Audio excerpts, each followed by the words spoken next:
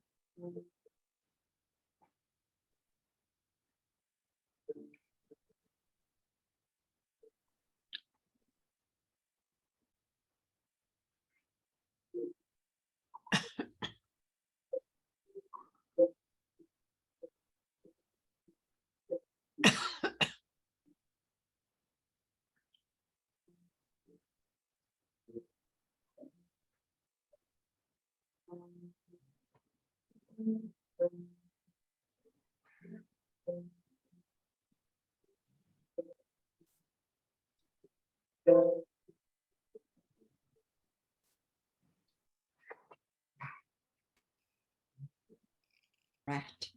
No, or a frog. Or a frog.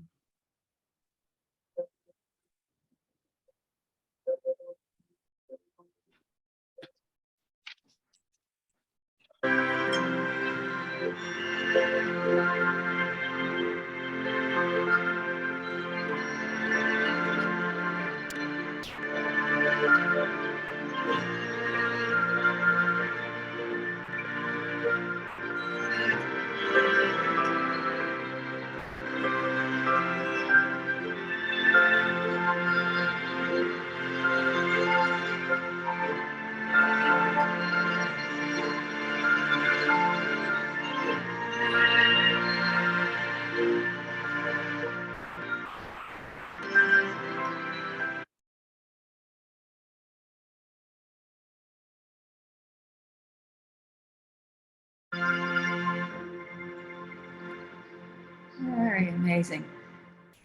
And the last ones you said were just some favorite pictures you put in. Let's go back. I'm going to stop the share and we're going to go back to being able to see everybody, including you. And I'll turn it over to you, Red, if you tell us about it and people can ask questions. Yeah, thanks, Deborah. I really appreciate the introduction, but I most of all, I'm honored to be able to speak to the Orange Audubon Society, what you're promoting, the education, all of that, I think is very important on a lot of levels. But I do want to tell you that I want this to be a conversation.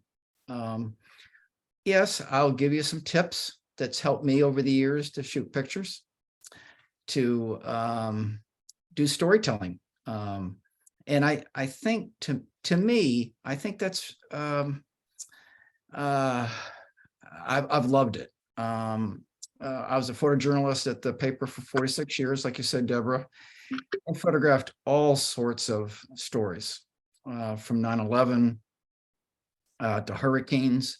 This is the first hurricane that I haven't covered in 50 years.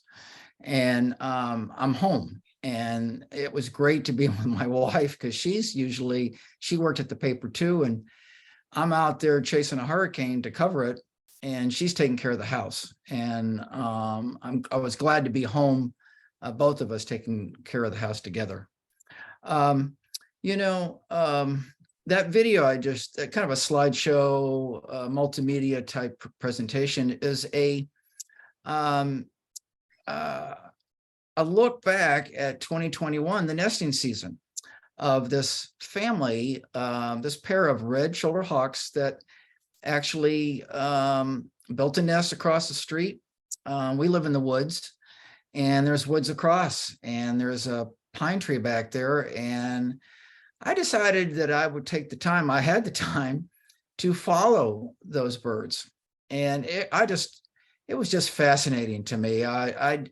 In the past, I did a story on a bald eagle, a couple stories over the years, their nesting season. That was a lot of fun. But it was neat to see this up close and personal. I really enjoyed it. And to see the two, from eggs, from building the nest, I could see the little heads popping up, and I knew that there was a couple chicks in there. It was a lot of fun for me. I have to tell you, a lot of my success in birding and to photograph birds, it's, I have to, it's like covering sports, to tell you the truth. I covered Super Bowls, World Cup soccer,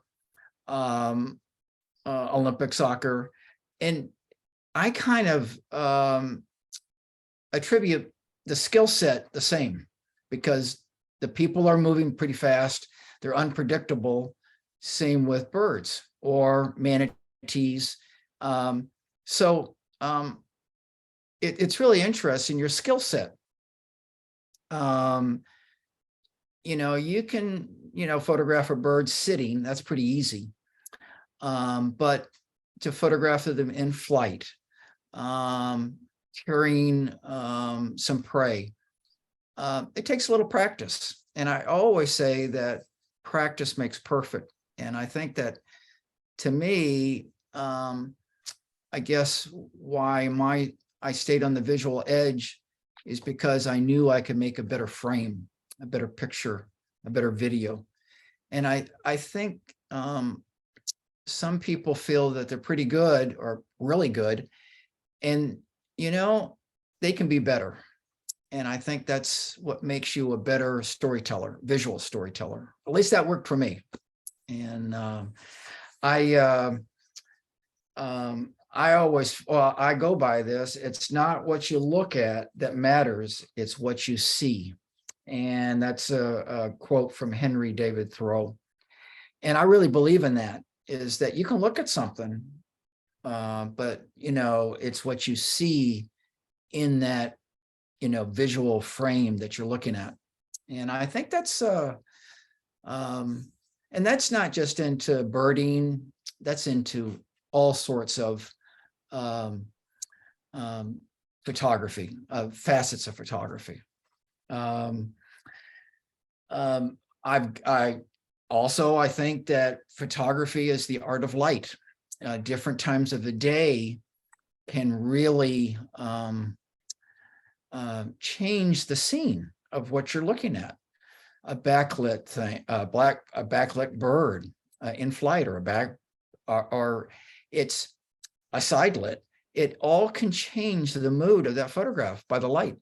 The warm light in the morning, the warm light in the evening. A silhouette can really speak volumes. So simplistic, but it can really give you the mood, the feeling of that moment. Some of the tips, if you want to hear the tips, I can give you some of those. I think sometimes bad backgrounds can hurt a photo. Shallow depth of field can blur some of that in the background, but make those backgrounds simplistic. So what you're seeing in the foreground or middle ground of your frame is really, impact. Keep things simple. Have that frame simple and impactful. So when you see that, boom, you can read that. And I think that's really important. And I think you all know this, if you're doing birding or any type of wildlife photography, is bring your patience, a big suitcase of patience, because you have to wait. And because animals are unpredictable, you can't say, hey, wait a minute. So be patient and be ready. That's the other thing, is I'm a true believer of, no matter what camera, people ask you, what camera should I have when I do birding, or what, camera I should have, what type of lens, everything like that. Well, it's the one you have with you. I know that sounds simplistic, but it's, I've photographed, I've been in a situation that I had my iPhone, didn't have my long glass, I didn't have my wide angle, but I had my iPhone, and I made a frame and published it. And it's, be ready with whatever device you have. When you go, like, say, the North Shore, for this birding festival coming up. There's going to be a lot of photographers. Show respect to the fellow photographer that you're with or you're next to. I was on the Apopka Wildlife Drive one time, and I found an area kind of a little bit out of the way, off the road. And all of a sudden, this person came up to me and started a chat with me. And I'm there being patient and quiet. And this person kept on talking and getting real close to the angle I was at. And I thought that was very disrespectful, very rude.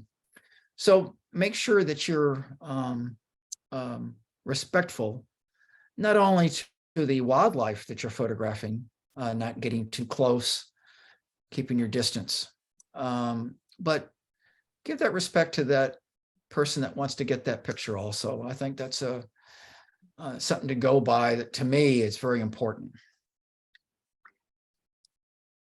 Let's get the questions going, and then I'll just kick one off to something that may not be of interest to anybody else, but I'm curious about the transition from film camera to digital, how that went. You know, that's excellent question, Deborah. You know, I started with film back in the 70s and with a Nikon F. And I'm glad that you brought that question up because I can spin off of that. It was a film camera, Nikon F, no light meter, no autofocus, no.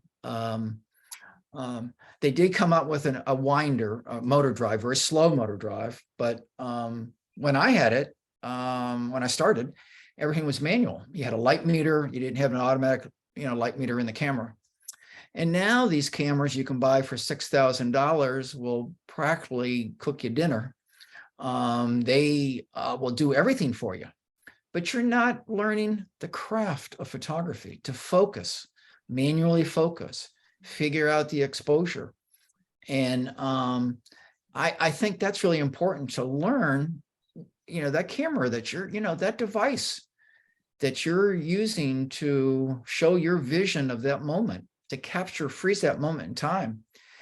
You should learn how to use that. That's one thing I stress to upcoming photojournalists that I talk to, and to people that reach out to me and say, hey, I'm getting really into this birding. What should I get? And what should I do? And I said, well, you should learn that camera manually. Sure, play around with it automatic, but really learn that camera. I think that'll help you. But for me to transition from film to digital, I was all in. That was the way we're going. Now, the quality was really bad in the early years in the 90s when that came out. Oh my gosh, it was horrific. But we stuck with it. And then as the megapixels and the digital little dots got tighter and tighter, that you got a good, good quality. Right now, some of these megapixel cameras, man, some of the prints that I've made for a show recently at Snap downtown Orlando were 60 by 40. And it looked just like film, but it was adjustment. That was the other thing that I'm glad you brought that question up, because I felt that it was really necessary to always embrace change. As things changed, we ended up being told that we need to shoot video for online. Some people did embrace it right away. I did. And it's interesting because of that, we had a relationship with Channel 13 on our campus when they first became a cable local kind of cable network for the area. Now it's called Spectrum. It was News 13 back then. But this is interesting. I embraced video to the point that I had an idea, and I had good connections with the Audubon over in Maitland, Birds of Prey Center. And Reese Collins was a curator there, and Linda White and Diana Flint worked there. And I went to them and I had an idea. I said, you know what? We're going to this, we have this partnership with Channel 13. I'd like to put a camera in an eagle's nest to show this. And I'd like to do it live. And at first we couldn't do it live because we didn't have the bandwidth. We didn't have all of what we needed. The first year I go there and record it and then bring the tapes in, work on it, cut a video, and we showed it on 13. But we ended up be able to get live out there. And this is a long, long time ago, before there was a lot of, well, there was only a couple other ones that were live. And we really touched a lot of people. And Audubon, it was a partnership with Sentinel and Audubon. And I tell you, it was a success. And I learned a lot from it. And that's because I had connections with birds of prey. But the reason I got the access, because usually they'll put the camera not in the nest tree, they'll put it in a tree next to it. But we got it right above a certain amount of feet away that we could legally do it. And it was, what a project I just loved. And, but the reason why that happened is because I earned their trust. They liked the idea, but they earned my trust that I knew that the birds came first. Their life. I didn't want to do anything that would do any harm to change their activity or whatever they did. And I cherish that trust that I earned from them.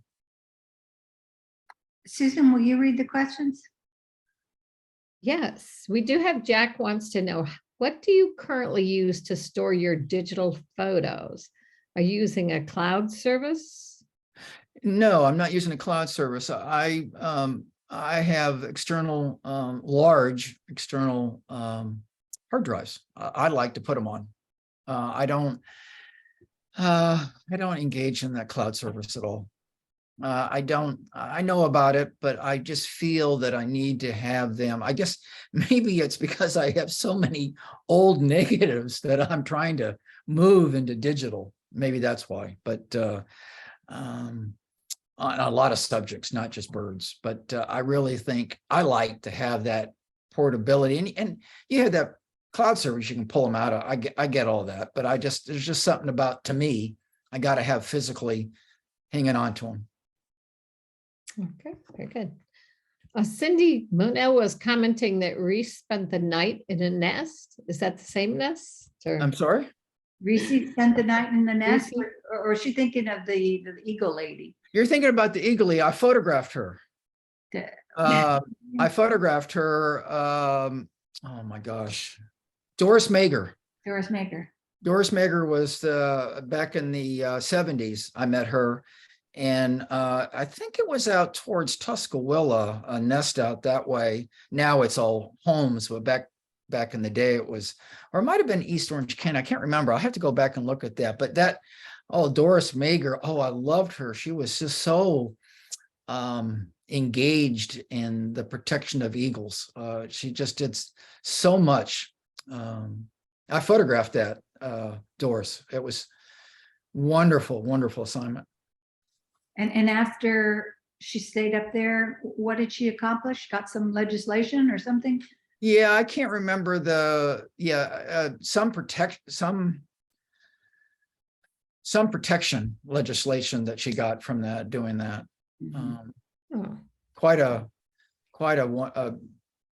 Such a dedicated individual. Very good. And Jack, I just want to say, Ethan, you put your video on. Red, this young man is a very good photographer already. And do you have a question, Ethan?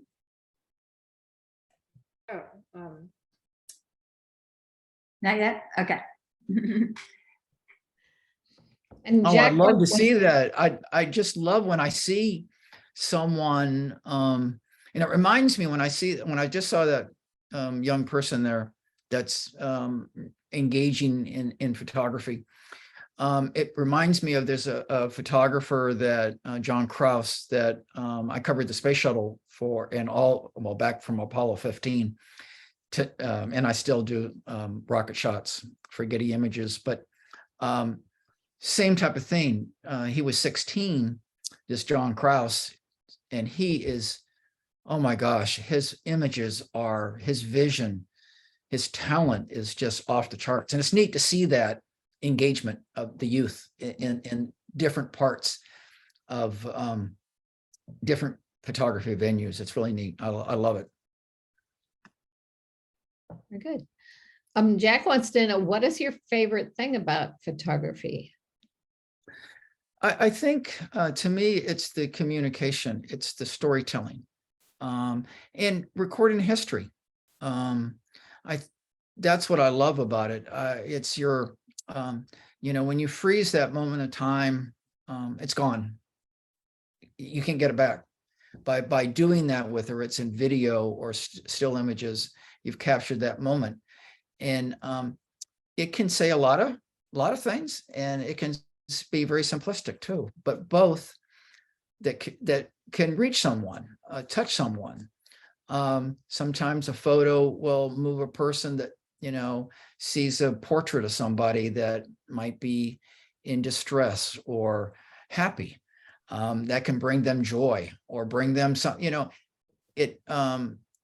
photography is that, or photojournalism is that you're telling a story through your pictures. And I love it. I still do. I still have the passion for it.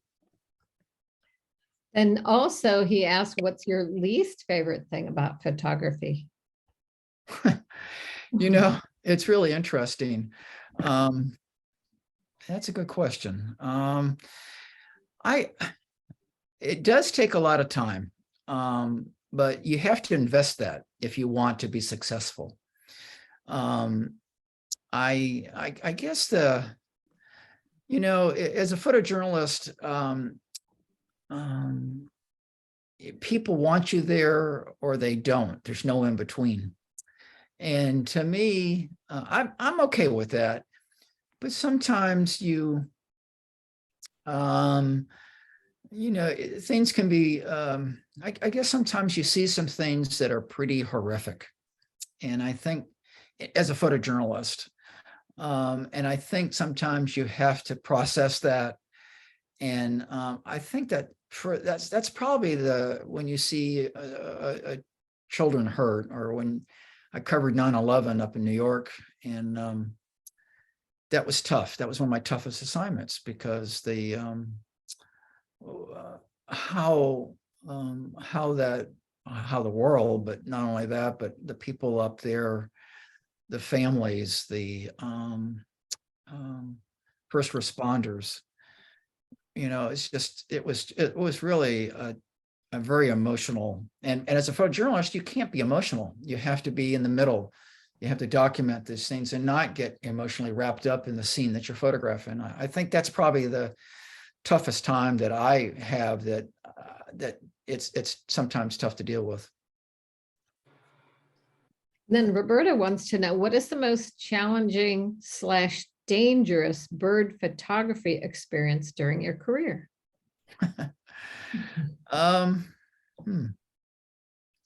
Well, I have to tell you something.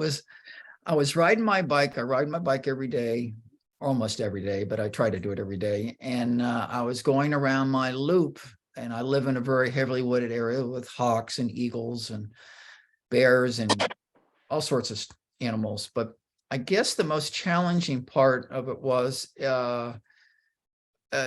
I guess most dangerous part was, I was riding my bike, and peripheral, I could see something coming into frame out of the woods.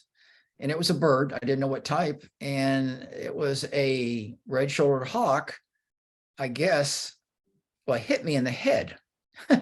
Luckily, I had my helmet on, just grazed me. And then it went and was hitting a part, I think it saw some prey, and it just didn't even see me, because I intersected at the same time. I guess that's the only thing that I've really felt in danger with for birds. And Leanne wanted to know, she talks to a lot of new photographers. What are a few tips for those very new to nature photographers? Well, you have to know, okay, it's a good question. I always felt that it's best, and this applies to not just new people, this will pertain to anybody that even has been doing it for a number of years, is if you're looking for a certain bird or a certain area, get to know that bird, get to know its habits, or get to learn about the bird you're trying to photograph. Get the background. I think that helps an awful lot for a new photographer that's getting accustomed to that. When you're actually looking, let's say you're looking for a certain breed of bird, or a certain type of bird, and get to know it. Find where it likes to hang out, where it likes to roost, where it likes to feed. I think that helps an awful lot. The other thing to do is, this is kind of a basic thing, but you've got your equipment. Make sure that your batteries are charged. Make sure that your digital card is clean, that you've downloaded it or reformatted it in your camera. I know it sounds simplistic, but make sure that your equipment is operational. You look on the lens, make sure you don't have any smudges on it. These are little things that will help you be successful in what you want to do in capturing those photos. Good. Now, Ethan would like to know, do you find that you use high shutter speed despite the noise that it brings into the photo? Good question. What I like to do is, now you want to get the frame, but you want to make sure that you have maybe a shallow depth of field, that you don't have any distracting background. Sometimes I will pick a higher ISO because I know that I'm looking for something moving fast. And I know where my ISO is, in the sense of, because sometimes you go higher ISO, it becomes, I call it grain, but it's pixels. The pixels become too big and it becomes kind of grainy, so to speak. And that's another thing I like to do sometimes. I like to do everything on manual, but sometimes I'll do auto ISO because I'm picking an f-stop. I know that I want a shallow depth of field. And I'm really into that in long telephoto lenses sometimes, and you're reaching out far. You want to still at a point, you want to have the background kind of blurred so it doesn't, because you don't want branches coming out of, the top of the bird, or you don't want to distract from your subject. And what is your favorite place to photograph nature? Well, I have to tell you, it's my backyard, because I have bears. I had foxes. Foxes haven't been around, but lately. But I got bobcats, lots of deer every day, hawks, eagles. So I don't have to go too far. But one of my very favorite places is Black Point Drive over in the Merritt Island Wildlife Refuge. I do like the Apopka Wildlife Drive too. But that's a good question. Who made that question? Me. Oh, you. Okay. Good question, because it's where you're at sometimes. You saw some, this is something that is so true, is that where you're at, sometimes you'll find a bird. And I have to tell you, what my very favorite is a roseate spoonbill. And I wasn't looking for one, but I happened to see one, and it was in a drainage ditch, and it was the most beautiful photo. You know what I mean? It's where, that's the other thing. Be observant. Don't just think that you have to go the Wildlife Drive, Black Point, or you have to go to the Apopka, or you have to go in the deep woods or whatever. Be aware, because these guys, all these different species happen to land certain places unexpectedly. So be ready with your camera with you. That's the other thing too, is have your camera with you. I think sometimes people don't do that. They, you know, they're going out somewhere and they're bringing a camera and that's what they're doing. But bring your camera. You never know where you're gonna. You never know what you're gonna find. Very good. All right, I have a tough one from Cindy. She says she's always getting advice with people telling her to shoot manual or aperture priority or shutter priority. And everyone is telling her something different. I'm assuming about the same subject. And Yeah. it tends to get confusing. So Right. what would you be your advice on something like that? Good question. Do what you want. Do what's comfortable at first. Now, in the very early part of this conversation, I said learn manual. That I'll never change that. Learn that because you're learning your camera. But do what you want in the sense, think about, and that's your, you know, that's such a good question because you're learning the art of photography. You're learning a skill set. I think people forget about that. They think they just put the camera up to their face and push a button. You can do that, but you're not learning the skill set. And you learn that skill set and you focus, manual focus, or you figure out, I mean, you get to the point that you can look at the light where you're at and figure the exposure out. That's when you're learning the craft of photography. But don't be confused. Do what's comfortable for you at first. Sometimes aperture, I get this. I know why people are telling you different things that's comfortable for them. And they said, you should do it. But figure out what's comfortable for you that you can figure out yourself. And pick a book up and learn about what aperture priority is. I think that's to me, that's what's important, is that you've got to feel comfortable. When you pick up that device in your hand, it's got to be an extension, that it's just, everything's natural to you, what you do. Because when you're comfortable doing it, then you can concentrate on what you're trying to photograph, to capture. I hope that makes sense to you. If it doesn't, ask it another way and I'll try to, explain it. I thought it was good. Yeah. Ethan wants to know, do you favor photographing people or still / inanimate objects or possibly birds? What's your favorite? I love people. I mean, I love to photograph people. It's interesting. It's really an photo intern from Western Kentucky reached out to me one time and said, I follow you for my class, my photojournalism class. I had to find a photographer and I found you, blah, blah, blah.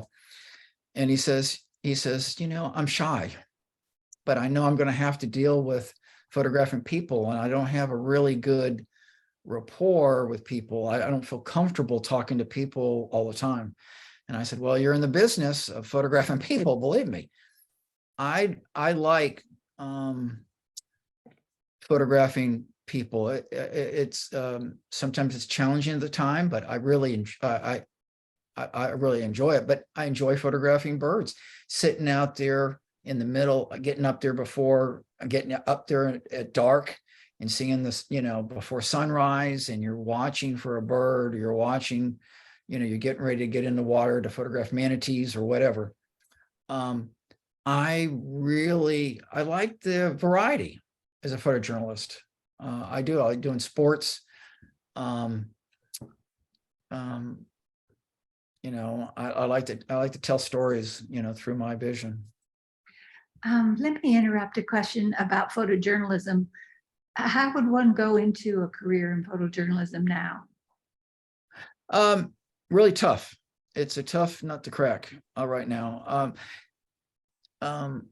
I majored in business administration. Never took a photography course in my life. I luckily got into photography through sports, through my water skiing, and through high school sports. So a photographer came out and photographed me, doing both, competing and in high school and track. And we became friends. And I told him, I said, I think I see things differently.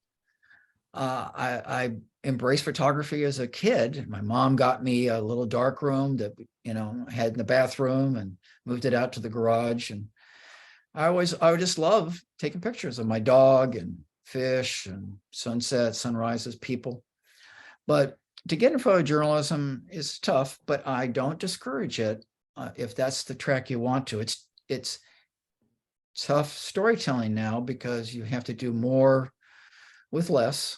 I think if you're going to do that, start out small in the sense to find out if you really think you can master it, because you have to be good at it. You can start out, you should go to college, or like Daytona Beach College has a good photography program. I recommend that also. But you can go to Western Kentucky, you can go to University of Florida, you can go to UCF, but you've got to get a degree in either in communications or photography. Start out small, go in a small newspaper. The newspapers have squished and shrunk, so there's not as many out there as there used to be, but there's still a need for it, to tell stories, to document history. I think it's very important. Definitely. So Laura wants to know, do you ever set up auto video for overnight? Like overnight video? Oh yeah, I actually, you mean time lapse video? Or I have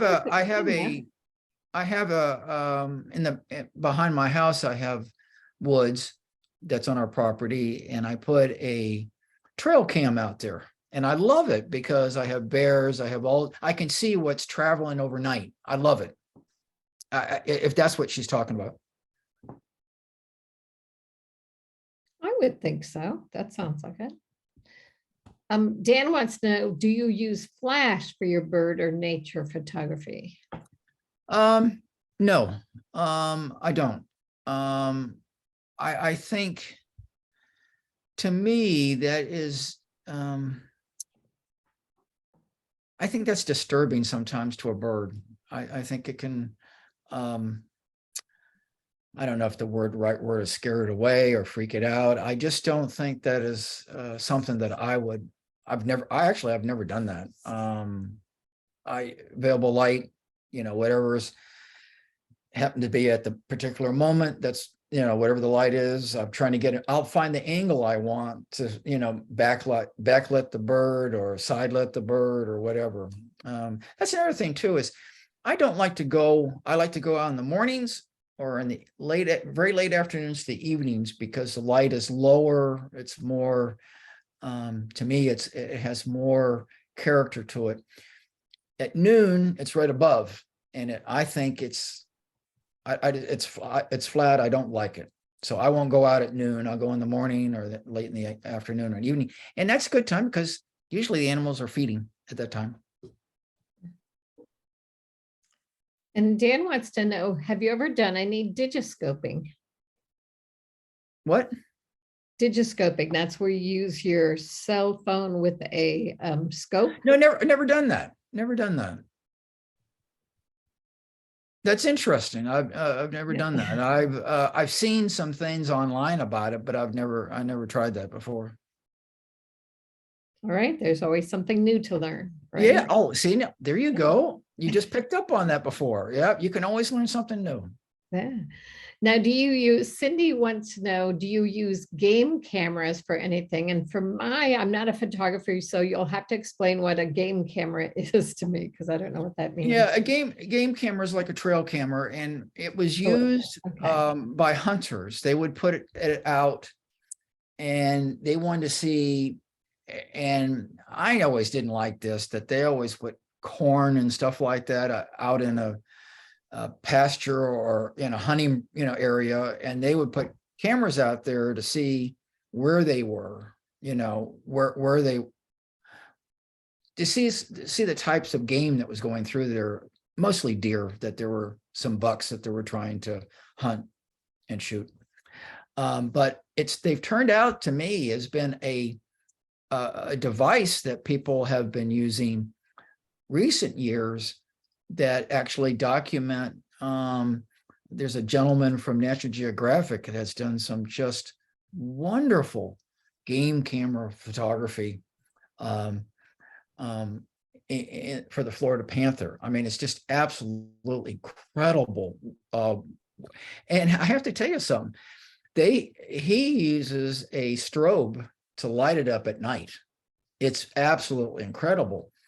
I think in that situation, because they're looking for that particular type of species, maybe that's why they feel it's okay to use the strobe, and they don't feel that it does any harm, or it freezes it. It gives it some really good clarity to the photograph. It's just absolutely gorgeous work. And I don't have any strobes hooked to mine, but I really love that gaming camera. Just love it.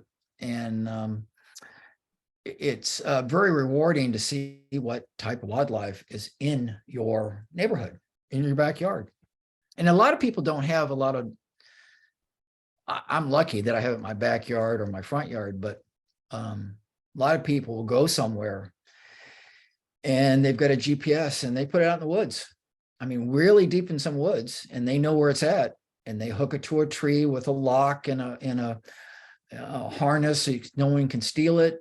But they're out there trying to get something really deep in the woods in the wild, because they don't have that access that I do. You know, I have these, we live behind the Wekiva River forest and conservation area. So they come into where we're at. And I'm sure they've been doing these trails for hundreds of years, these animals. Neat. Now, Mary wants to know, do you see a lot of photos you feel have excess color saturation? Good question. Oh my gosh, who was that? That was Mary. Mary, I want to tell you something. You're spot on. It doesn't look real, does it? And that's the other thing is I see over sharpening. I see over saturation. Someone's messing with it in Photoshop or, Lightroom or whatever. It doesn't look real, and it's not real because you are messing with it. You're messing with what you saw. Now, okay, you can crop it. You can lighten, darken a little bit. If you maybe blew the exposure a little bit, ethically, I have no problem with that. But when you start cranking all this stuff up, I think you're doing a disservice to your quality of your work, but you're doing a disservice who's enjoying your work. I'm glad that you brought that up. I never thought about bringing that up, but thank you, because I'm almost anal about that. It's kind of funny. I'm working on something for a birthday card for my grandson, and I'm doing Photoshop like I've never done before, and it's not for publication. It's not, And my wife says, "Red, it's okay. You're doing it just, you're making a Christmas card or that's fun." But when you're doing something like wildlife photography and you're putting it online, or you're sharing it, or you're actually showing it in a show. I mean, let me just tell you, this is the other thing I love about some of the photography people that I've seen in some of their work. Oh my gosh, they have other jobs, they have other professions, but their photography is just unbelievable. And there's a lot of talent out there. That's what I love. But when some of these people are seeing a photo and I look at it and I said, "Oh, you did this, you did that." There are a lot of people out there actually there's a group of people there that want to they search for photos that are fake, and they'll call you out on it. And they said it's not real.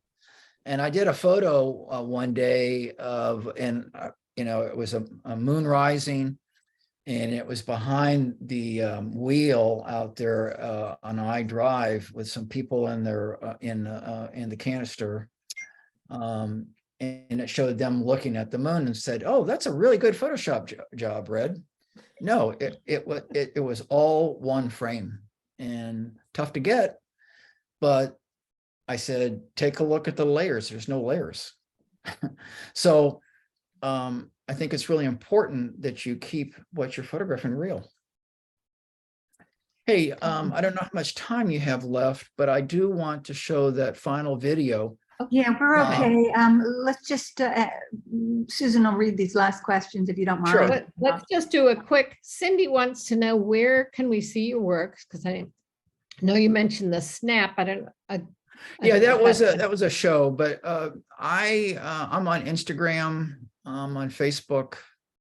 I don't put a lot of stuff on Twitter recently, but I do put stuff if I've shot something new, or I usually put anything on Instagram. It's some photography that I've been doing, whether it's birds or rockets or whatever. But and sometimes I put them on my Facebook page. But I don't have a website of my own. I never felt that I needed to do that. But I like to share on Instagram an awful lot.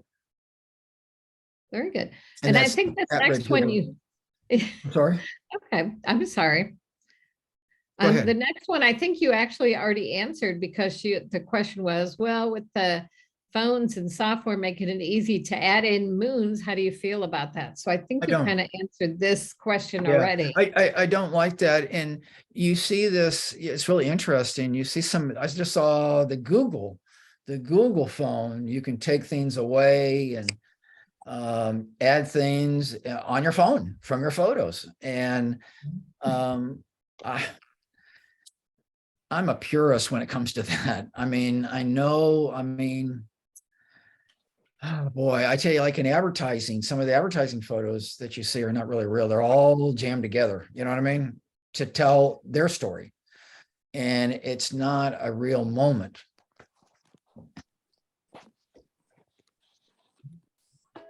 Okay, I'll go ahead and do this other, Did that young man still had did he decide to have a question or not? Well, Ethan? he had several. Yeah, several of those were from Ethan that Yeah, actually. he was enjoying what you were saying. Okay, good. Should I go ahead and show this then? I will. Yeah, let me just tell you a little bit about the Okay, this. stop it. You can hold it. Okay, stop it. Okay. This is a video. I did and this is another trust factor that I think is so important, is that I had an idea, and I'll preface this a little bit, is that I had seen a video on Instagram of a golden eagle, and it was a team of photographers and editors that in the Swiss Alps. And they put a camera, but it was a radio transmitting camera that had like a little antenna with a little camera lens on it. And it was strapped to the back of the golden eagle. Now, how they got that video feed was there was another person with a parabolic mic dish, and it was receiving the video stream and recording to a recorder. And I saw that. Now, I was just blown away. And I love seeing things like that, is the behind the scenes, how someone came up with an idea and, went through it and made it work. Okay. If you ever get a chance, go online, try to golden eagle going through the Swiss Alps. It's incredible. But anyways, so back in 2012, and that's the only one I've ever seen at that particular time, but I had a little GoPro camera, and I knew Carol McCorkle and Scott McCorkle, that are co-founders of the Avian Reconditioning Center in Apopka.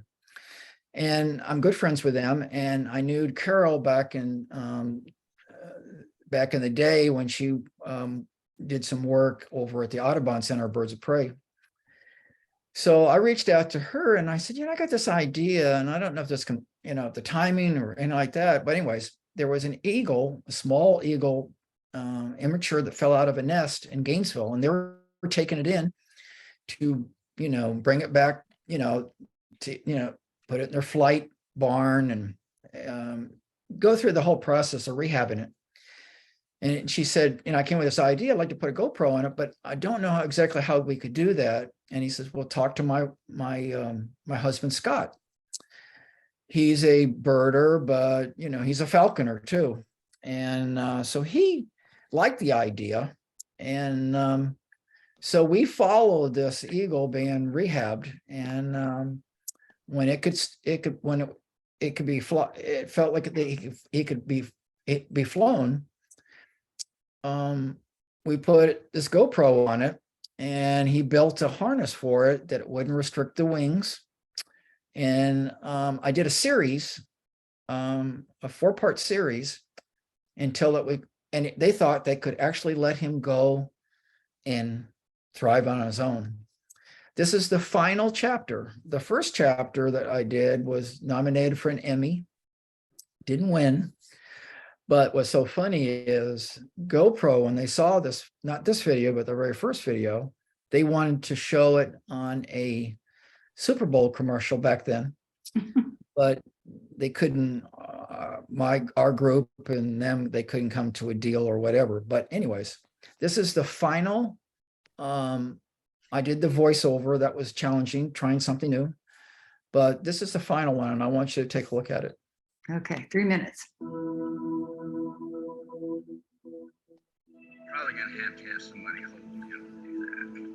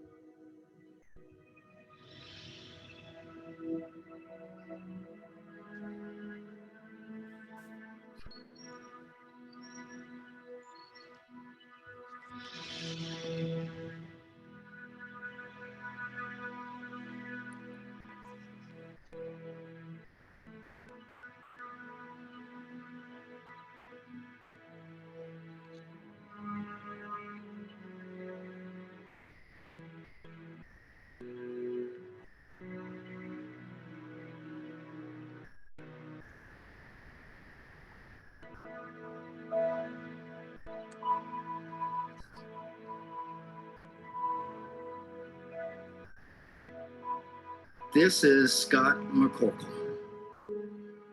He's the co-owner of the Avian Reconditioning Center in Apopka. Although as a 25-year master falconer, Scott normally handles falcons and hawks, but today he's working with an American bald eagle named Jeep. Scott rescued the injured immature bald eagle back in 2012.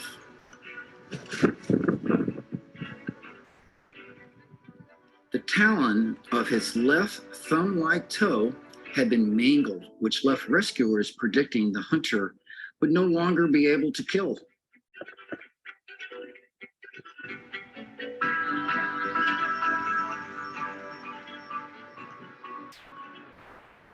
After his rehabilitation and learning to hunt with a missing talon, Jeep was released back into the wild in 2015. Not long after, the bird of prey was found emaciated in Lake County.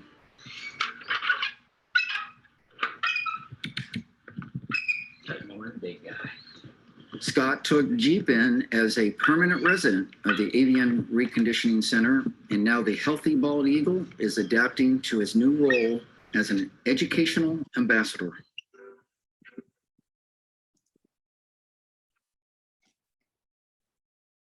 Jeep makes his debut appearance performing flight demonstrations at the 12th annual Fall Owl Fest. Jeep has come a long way, but he's a tough bird. And while he might not be able to return to the wild, Jeep's resilience will continue to demonstrate why the bald eagle is the symbol of our nation.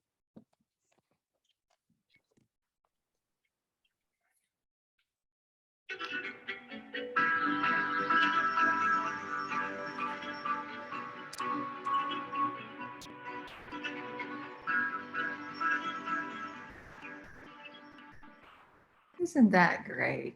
Wow. That was pretty amazing. Yeah, it was a good project, and I couldn't have done it unless I had the trust of Scott and Carol. And if you ever get out there, Jeep's still around there. You can go see Jeep. Very cool. Oh, Well, I did one more thing. You did get invited to go digiscoping. Dan Backhouse, he said to go with him and his wife, and you know her from the Sentinel. It's Elaine Bennett Backhouse. Oh yeah, Lane Bennett. Yeah. Oh my gosh. Oh, that's so They cool. invited you. Oh, that's so cool. They, Very good. they, all right. Well, people I- really enjoyed this. well, Mhm. let me see here. One more thing I wanted to, let me see if I can find it. Also, tell a story with multiple pictures. When you go out there to photograph some birds, tell a story about your day. And in the sense of, it could be starting out with a sunrise. Start with a story, beginning, middle, and an end. It's a lot of fun. Also, learn from your mistakes. I've made plenty of them. And I think that, you learn from them, but you feel better knowing something. You learn something new. It could be just a manual focus, or it could be figuring out the light, your exposure. But most of all, have fun. Don't get frustrated. Have fun. Very good. Well, thank you. I hope that's what you were looking for. It worked. Great. Okay, good. Uh, I enjoyed this. This was fun for me. I did a talk yesterday with Channel 6 with their news team, and I really enjoyed that. So this was fun to do the birding. I did photojournalism with them yesterday, and they talked to their team in the newsroom. But I really enjoyed this because I love wildlife. We got to keep doing this to inspire more people to become. Some people they photograph birds, animals, and you got to have a purpose for it, not just a photograph. You got to make sure that we're taking care of these species for other generations, like you guys do. What do we do? Thank you. What you guys do. You're Yes. you're Okay. spreading the Audubon. word. You're spreading the word. All right. Well, thank you. I'm going to stop the recording. Thank you, everybody, for coming. And again, thank you, Red. Yeah. Yeah, Thank you thank very you. much.